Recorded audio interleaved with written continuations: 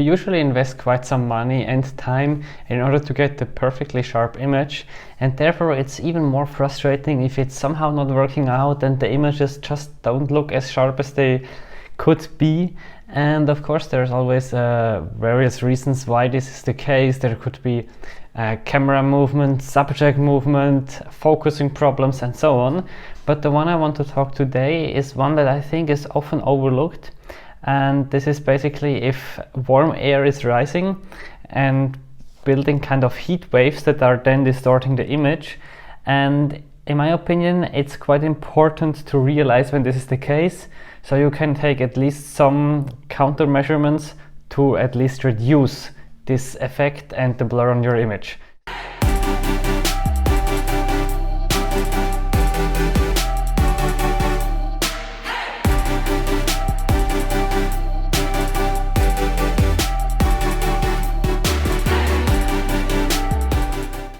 The first important step is always to make sure that heat waves are actually causing the distortion or blurriness in your image and not something else. And the way I do this is usually excluding all other potential sources for blurry images. And I wanted to show you this with an example of a little owl that I brought here. I took this picture in Spain, I think about a year ago, and it was on a warm afternoon. It was quite sunny, as you can see, so actually lighting was anyway not perfect. And I was using my 600mm prime combined with a 1.4 tele-extender. So I had a total focal length of 840mm. I had quite some distance between me and the owl. And yeah, you can see on the picture, it's really quite obvious that this is not the sharpness you would expect from such an expensive lens. And yeah, let's go step by step of how I would check whether heat distortion is actually the case. And afterwards, of course, checking what I could have done in this situation to reduce it. So the first thing I usually check is if there is anything in the surrounding sharp, meaning are there a few stones behind the little owl that are sharp, or a few stones in front, or this plant next to it? Because if yes, then your problem is most likely not distortion due to heat wave, but rather a misfocus, meaning that the focus plane was just a bit too far behind or too much in front. As we can see here, there is basically nothing really sharp, so I don't think focusing was the issue here. So the next thing I usually check is if the subject might have moved during the exposure. First of all, I check the exposure time, and I think 1/400th of a second for a bird that is really staying there for a while should not be an issue. And again, if I look closely, if there would be subject movement, then this would mean that again the stones or the plant next to it should be sharp. They're not. So this also doesn't seem to be an issue. What about movement of my camera, or of myself moving the camera and the lens? This could result in the whole image being blurry. Again, 1/400th of a second, I was putting the whole combination, I can't remember, either on the ground or on my backpack, so it had kind of some support and was quite stable. So I also don't think it was this. And furthermore, if it would have been camera shake, usually you see more a directional movement or a directional blurriness, so to speak, and not as here where it's kind of undefined. Of course, one good idea in the field to exclude both the camera shake or subject movement is just to dial in a way shorter exposure time, let's say 1/2000th of a second. If the result looks similar, you can be really sure that this was not the problem. What else could cause an image to look blurry? There is still the high ISO noise reduction, and even if you say, well, I should RAW, why should I consider JPEGs? The problem is that if you look at an image on the back of your camera, what you see is not actually the RAW file, but rather an embedded JPEG version. And if you dialed in a high ISO noise reduction in the camera, this will be visible on this picture, and this could cause it to look a bit more blurry, so I usually turn this off. And without wanting to step on anybody's toes here, one thing you should also consider is, of course, the gear that you use. What I see often on workshops that I'm teaching is that some people just have kind of unrealistic expectations towards their gear.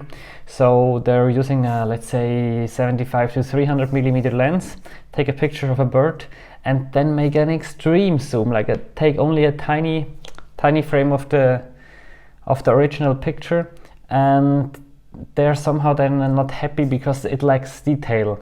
And this is of course something that you can expect. If you zoom in too much, you will never get all the details. And the second thing is, you should also consider that if you shoot the lens wide open, you will clearly see some differences between, let's say, 150 to 600 millimeter lens and a really expensive 600 millimeter prime. But again, this was not the problem here. If you want to make sure that it's not due to the maximum aperture, which is not resulting in the highest sharpness of your lens, just stop down a bit and again check the image. So now we're pretty sure that we're actually dealing with this heat wave blurriness. So what can we do about it? The first one is kind of obvious and unfortunately not applicable in all situations, but it's just to revisit at a different time of the day. So usually the afternoons, especially sunny afternoons, are the worst, because then the sun has been shining for a while and the ground has been heating up, and this is a situation that you really want to avoid. So it's better to come back in the evening when it's starting to cool a bit down, or even better the next morning when it's still completely cold, and usually I've had way sharper images then. The more you encounter these kind of problems, the more you also are able to anticipate which situations could be really not ideal or could cause this heat wave blurriness to appear more often.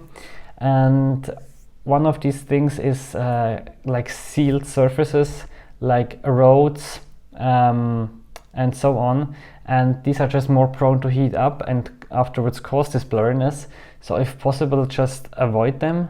This might not always be so easy, but sometimes you might be able to just not shoot across the street, but rather walk on the other side of the street and then try to take pictures of the birds. And always try to remember the problem is not heat, the problem is a difference of heat in the air, which is then causing this stratification that looks like blurriness in the end. So here I want to make another example. Let's say it's winter, you're in your apartment and outside you see a jay sitting on a tree. Looks really beautiful, and you're quite smart and think, aha, if I open now the door and go out of the house, the jay will fly away. So let's just slowly open the window a tiny bit, and this might work. The jay might still stay.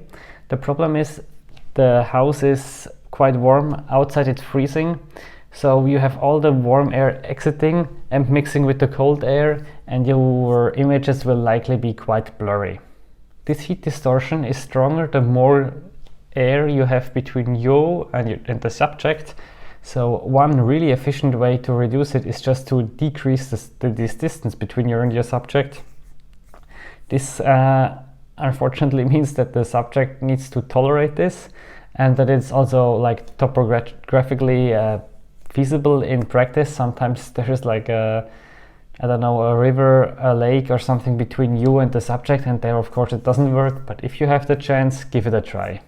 The next one is hurting myself a bit, because often I'm telling to all the clients that I have on the workshops, like, get low, the images will look way better, way more intense and interesting.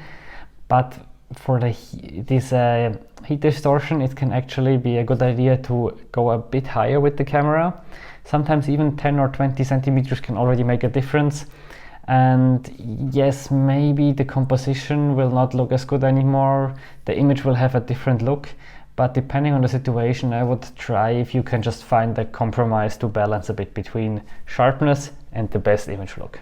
Finally, even though I was saying before that usually if you have heat distortion, all of the images will be blurry, or most of them, there is still a chance that one or two of them might be sharp. Let me explain a bit how. I'm not a physicist, but basically if this warm air rises and it's mixing, or not properly mixing, it's stratifying with this cold air, this is what is causing the problem. And now if there's a small breeze coming and just transporting this air away, then you have more or less a clear shot, and the images could be a bit sharper. So I usually still tend to take several pictures and then check at home, and sometimes I find that out of 10, 1 or 2 are just a bit sharper than the others, even though not perfectly sharp. That's it for today. I hope the video helped you to get sharper images in some difficult conditions. Yeah, if you enjoyed it, I would be really happy if you could give it a thumbs up, and also while you're at it, subscribe to the channel and activate all notifications, and then hopefully see you in the next one. Bye!